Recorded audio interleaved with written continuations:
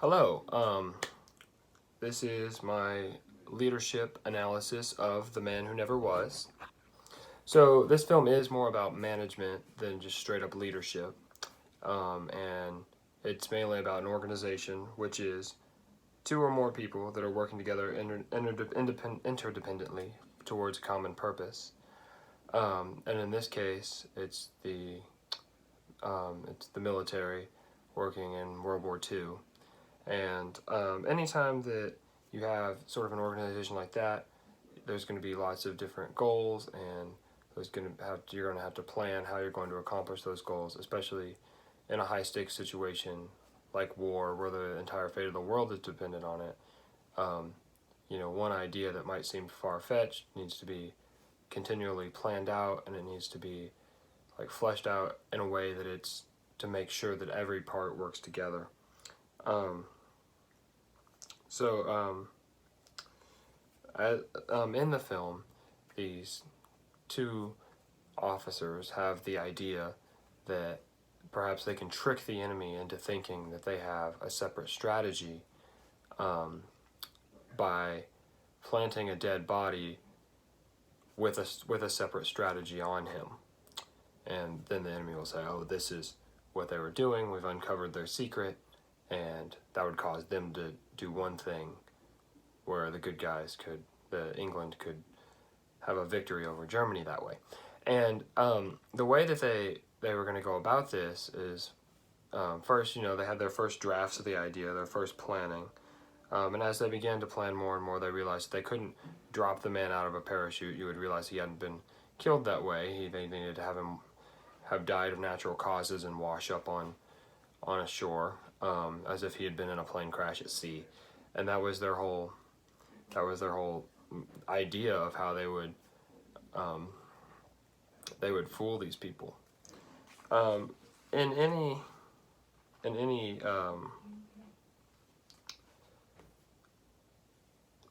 organization and idea concept of a plan, the first step, is the prospector step, which the two officers are gonna together come up with their idea, start refining it.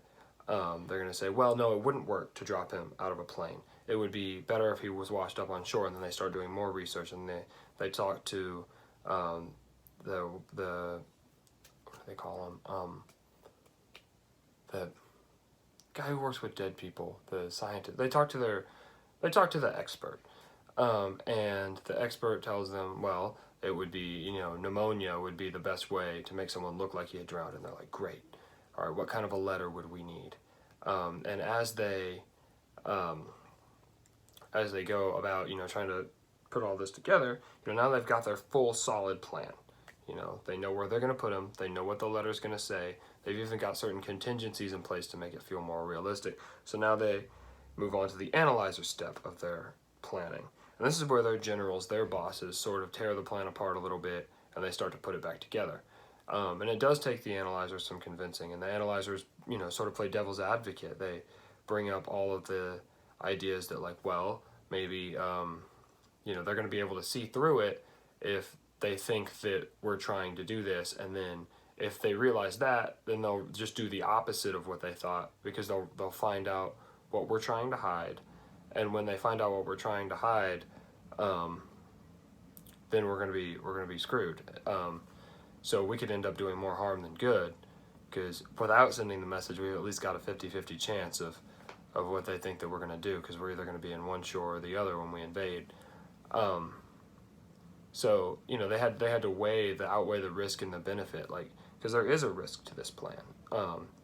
So once they've outweighed the risk and the benefit, and then decide, well, there's all these lives at stake. I think it was 30,000 men's lives at stake. Like, we have to go for the plan that's going to save those men. And you can tell that it weighs on these characters very heavily. They're walking through this office saying, yes, we have 30,000 that could be saved here, or, this many 30% casualties here. And it's like, well, as if they're just numbers on a piece of paper, but these are men. And so I really appreciated throughout the film the weight of all of the decisions that they had to make.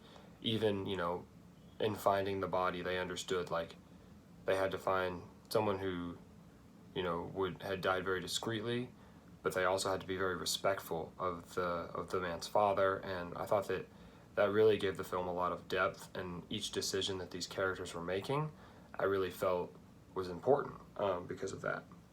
So when they get to the defender stage of their strategy, it was so this was probably where the most of their work was done, because they went through step after step, because they're going to make this guy, he's a real person now. Because if we can make him as real as possible, then the Germans will believe it too. And so they start to make him as real as possible. And there's entire moments, they have movie ticket stubs. They know what bars he goes to. They even make a whole girlfriend for him that he's just proposed to before, and she's written him a letter about him going on this flight, going on this mission. So they have this whole fake world established with all these other characters, and it's so intricate that it has to be true. And that's their defender stage. And they've gotten every step planned out. But of course, the Germans do start to suspect once the plan's put in action. So they send a spy, and he starts going through every phase of their defender phase, looking for a loose string he can pull. He's going to even, the guy's tailor, that was, for the guy, and, the clubs that the guys went to. And, so far he's not breaking anyone. And, they've covered enough bases to where either someone knew the lie to tell, or it was vague enough to where they're like, well, he must exist. You can just come back later. And so the German spy is on his way. Until we get to, and this is the climax of the movie, and this is such a great scene. His fiance, the girl who had written him the letter, he gets to her apartment, because she's a real person, and she's a character that was kind of introduced in and out throughout the movie. And so it's such a tense scene, because the reactor is really, it's not something you can plan for in an organization. It's the emergency that happens that you just have to be ready to deal with. So, this guy shows up, he's talking to the girl's roommate, who's a military official, and, she's kind of lying to him. She's like, well, the fiance will be back later. And then Lucy comes in. And Lucy seems like she's inebriated. And Lucy, and then the audience, we don't know what's going to happen. Because, the guy goes, are you the fiance? This is who I'm looking for. She just turns around and he goes, he doesn't exist. And you're like, oh no, it's blown. What's going to happen? And you just see, the German look at the military official girl, and she's she's trying not to blow it either. And then Lucy turns around and she's like, it's because he was dead, and isn't that the same thing? And then she starts crying over this fake fiance, because she was able to pull from some of her own real world experiences dealing with her boyfriend going off to war. I think he died at one point in the film. I think she got a phone call. It was hard to understand if that was a phone call about him dying. So, but she pulls from her own real world experiences, and where, everything that you plan for, no one could have guessed that a spy was going to show up at these specific girls' apartments. But because Lucy holds it together, the whole thing succeeds. And that, I think, that kind of shows us that each step, the prospector, the analyzer, the defender, and the reactor has an increasing level of importance, because once we get to the reactor step, it doesn't matter how well you've done all these other steps, it's all going to fall apart in the end. And one other thing that was said in the lecture that really stuck out to me was, management deals with complexity, leadership deals with change. The